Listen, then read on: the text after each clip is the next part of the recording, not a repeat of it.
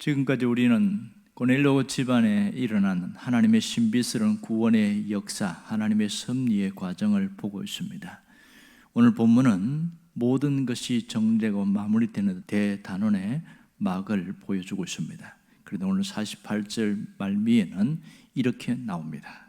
그들이 베드로에게 청하니라 이렇게 말합니다. 이게 무슨 뜻일까요? 베드로를 청했다는 것이 뭘 했다는 것입니까?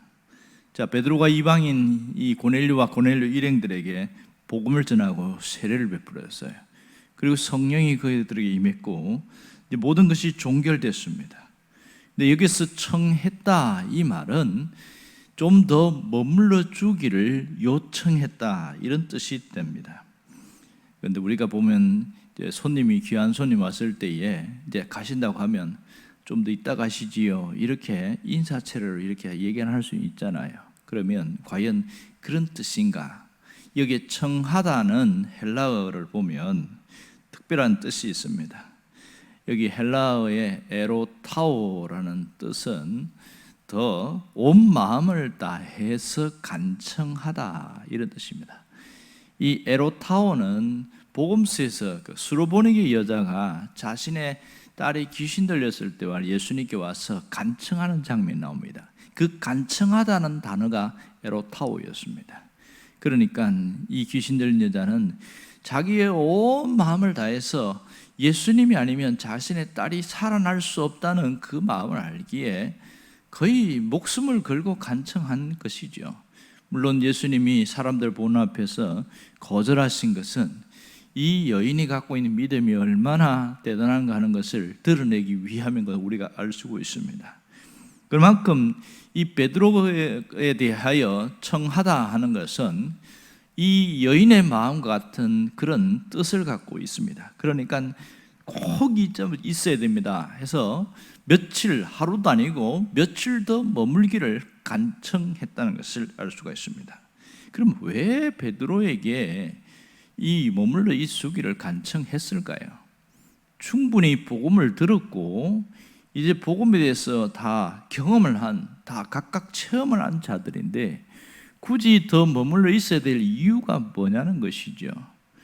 자, 그 이유는 우리가 분명히 알 수 있습니다. 그것은 그들이 아직 자신들이 많이 부족하기 때문에 하나님에 대해서 잘 몰라요. 그래서 하나님의 말씀을 더 자세히 풀어주기를 원했던 것이죠. 우리가 그래야 살 것 같다. 그래서 그들은 온 마음을 다해서 간청한 걸 알 수 있습니다.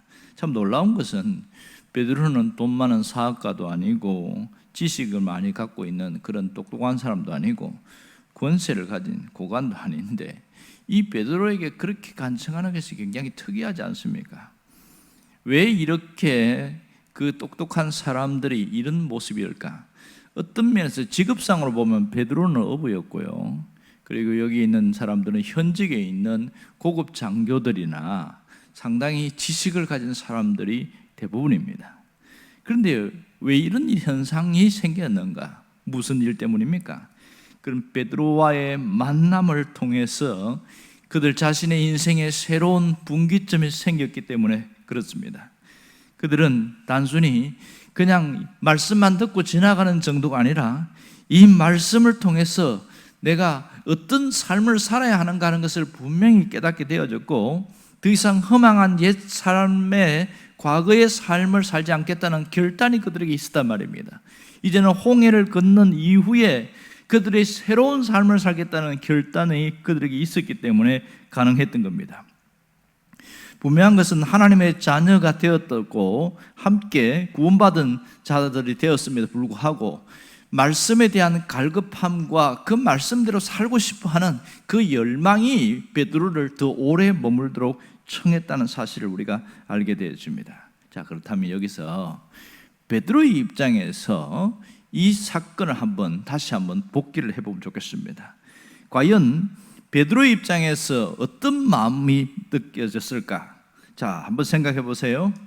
베드로는 자기 자신이 오직 자신만을 위해서, 생업을 위해서만 살다가 예수님의 부름을 받아서 그렇게 예수님을 3년 이상을 따라다녔습니다. 하지만 철저하게 실패하고 무너졌잖아요.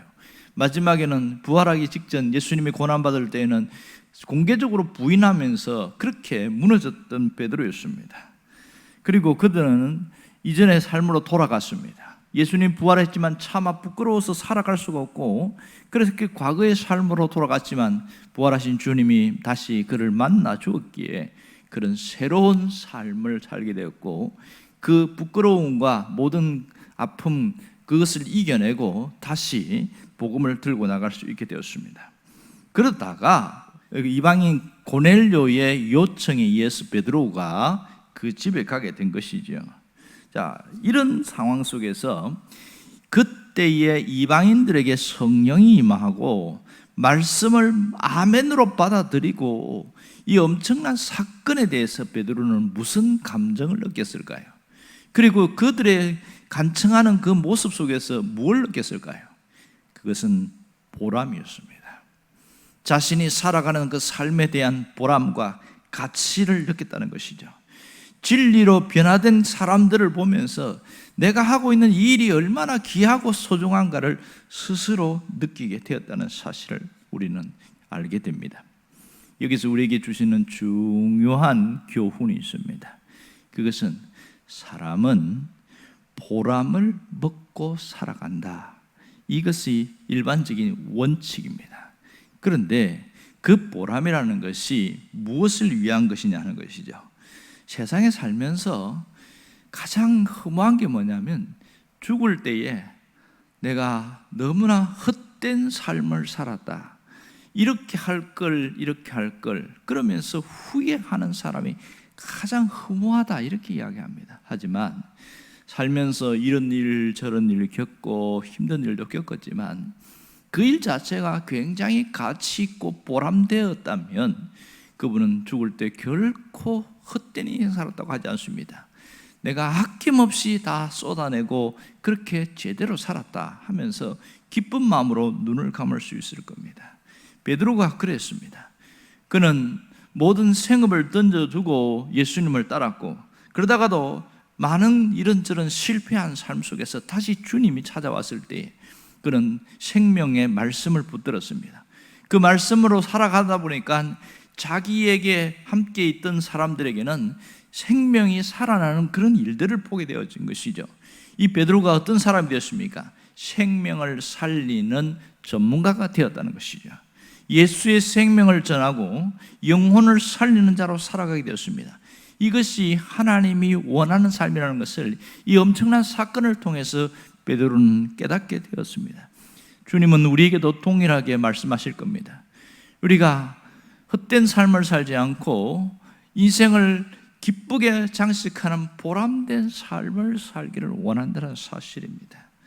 여러분, 사람들은요, 뭘 하면서 열심히 살아가요. 적어도 자기 삶을 꾸려나가는 사람들은 뭔가를 위해서 굉장히 열심히 삽니다. 어떤 사람은 돈을 모으는데 열심을 내고, 어떤 사람은 자기의 지식을 통해서 명예를 얻는데 열심을 냅니다.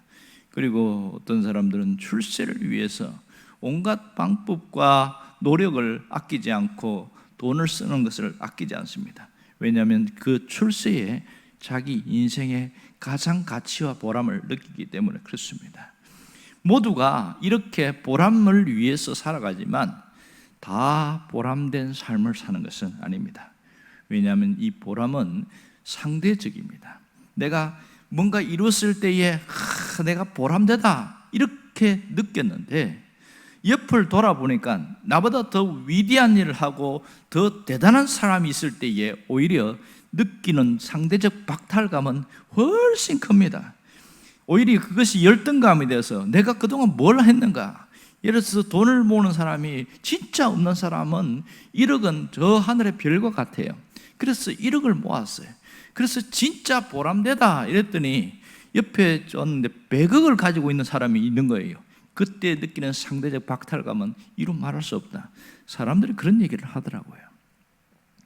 출세를 위해서 구청장이 되는 것이 자기 인생에서 가장 보람됐는데 나중에 보니까 장관을 만나고 국회의원을 만나니까 이거 아무것도 아니다라는 생각하면서 상대적 박탈감을 느끼는 겁니다. 사람은 언제나 상대적이기 때문에 그 보람이 순식간에 물거품처럼 사라지게 됩니다. 하지만 절대 진리는 변함이 없습니다. 보장된 보람을 준다는 사실이죠. 예수 그리스도를 통해서 주어진 절대 진리는 우리에게 상대적 박탈감이 아닌 가장 가치 있고 보람된 삶을 살게 만든다는 것이 놀라운 특징입니다. 여러분, 이 보람된 삶을 어떻게 확인할 수 있냐? 그것은 내 주변에 있는, 내 곁에 있는 사람을 통해서 알게 되어집니다. 사람이 나를 만나서 뭔가 도움을 얻고 뭔가 유익을 얻고 그렇게 해서 뭔가 좋은 일이 생겼을 때 내가 참 잘 살았다, 보람되다 이런 얘기를 하잖아요. 그런데 나를 통해서 영혼이 살아나고 사람이 변화되어지고 인생 자체가 바뀌게 됐을 때 그것은 굉장한 보람입니다. 그것이 내가 믿는 진리가 그들에게 전달되었을 때의 보람은 굉장한 것이죠. 베드로는 이러한 보람을 느꼈을 가능성이 굉장히 많습니다. 베드로는 오늘 사도행전 9장 32절 이후의 사건들을 통해서 하나하나의 사건들이 얼마나 값지고 보람되는지를 그가 스스로 봐도 충분히 느낄 수 있습니다. 제일 먼저 루다에서 무슨 일이 벌어집니까? 중풍병으로 8년간 누워있는 애니아라는 사람을 만나게 되었고 그 사람이 살아났습니다. 이것은 불치병이었고 온 근육이 무력화돼서 일어날 수 없는 그 사람이 일어났습니다. 얼마나 보람이 되었을까요? 사람들이 루다에 있는 모든 사람들이 베드로를 초청하고 우리 집에 와주세요 했을 때에 내가 참 귀한 일을 했다 이런 생각이 들지 않았겠어요? 그러다가 옆에 있는 요바에 갔을 때에 이 그리스도인들이 다비다의 사건을 이야기합니다. 죽었어요. 죽은 다비다에게 예수의 생명을 전했을 때 살아났습니다. 옆에 사람도 놀랬고 베드로도 놀랬겠죠. 베드로가 직접 살린 사건은 거의 없거든요. 그런데 이 죽은 이 다비다가 살아난 사건은 루다와 그 요바에 있는 모든 사람들에게 엄청난 신선한 충격을 줬습니다. 그래서 저마다 자기 집에 와달라고 얼마나 요청을 많이 했겠어요. 그런데 베드로가 어떻게 했습니까? 가장 유대인들 중에서 비천하게 여기는 무두장의 집으로 가잖아요. 시몬의 집에서 삽니다. 아무도 찾아오지 않는 그 집에서 여러 날 묵고 있을 때 사람들은 이 베드로에 대해서 상당히 달리 봤을 것이고 베드로 자신도 얼마나 귀하게 여겼을까요? 그리고 이 무두장의 시몬도 그렇게 위대하게 느껴진 그 선생님이 우리 집에 계신다는 것에 대해서 얼마나 자부심을 느꼈을까요? 자기 자신의 영혼이 회복된 것은 당연한 것이고 자기 천하게 느낀 그 직업에 대해서 그렇게 예수를 믿은 다음에 이 무두장에도 완전히 변화됐을 거다. 그런 충분히 짐작할 수 있습니다. 그 이후에 우리가 일어난 사건은 바로 고넬료 집에 일어난 엄청난 사건을 잘 알고 있습니다. 이 이방인 고넬료 집은 한두 사람이 아니라 집단적인 변화였습니다. 그러므로 베드로가 가는 곳마다 생명이 살아나는 역사들이 일어났습니다. 그러므로 그는 어느덧 자신이 진리와 생명의 전문가가 되고 있다는 것을 알게 된 것이죠. 이렇게 매일매일 살아갔던 베드로는 주님 안에서 느낀 긍지와 보람은 이루 말할 수가 없었을 겁니다. 그는 영원한 진리를 전하고 생명을 살리는 전문가로 살아갔다는 것을 알 수가 있습니다. 하나님, 우리가 어떻게 살기를 원하실까요? 이런 베드로처럼 대단하고 위대한 일을 하지 못했다 할지라도 내가 평생을 살면서 이 복음을 들고 예수 생명을 전하는 자, 영혼을 살리는 자로 살아가기를 원할 겁니다. 비록 그 사람이 누구인지 상관없이 영혼을 살리는 자는 모두 다 어떤 느낌 들까요? 베드로와 같은 그런 감정을 가지게 될 겁니다. 정말 가치와 보람과 긍지를 느낄 수 있는 것은 내가 이러한 일을 했기 때문에 나타나는 결과입니다. 세상에서 한 사람을 살려도요 보람된 일입니다. 그런데 그런 이야기를 하더라고요.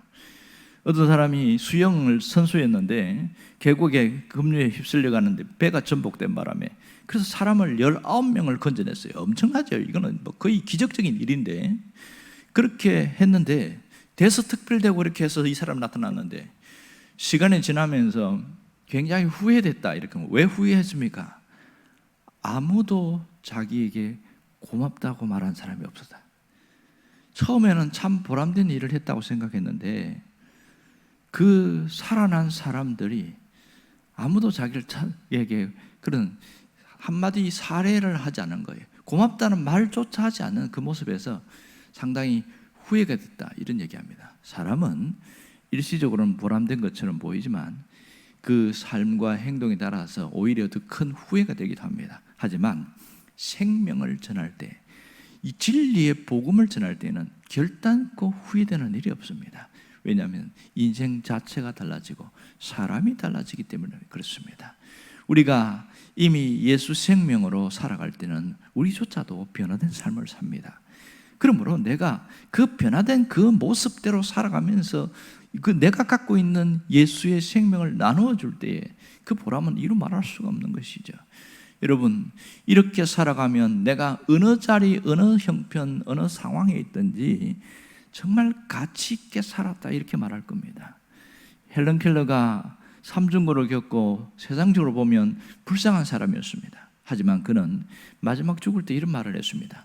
내 인생은 참으로 아름다웠노라. 어떻게 삼중고를 겪고 보지도 못하고 말도 잘 못하는, 듣지도 못하는 그런 사람이 어떻게 자기 인생이 아름답다고 말할 수 있습니까? 그것은 자신이 그렇게 한평생 어려운 가운데 살면서 내가 보람되게 살았기 때문에 이런 말을 할 수 있는 겁니다.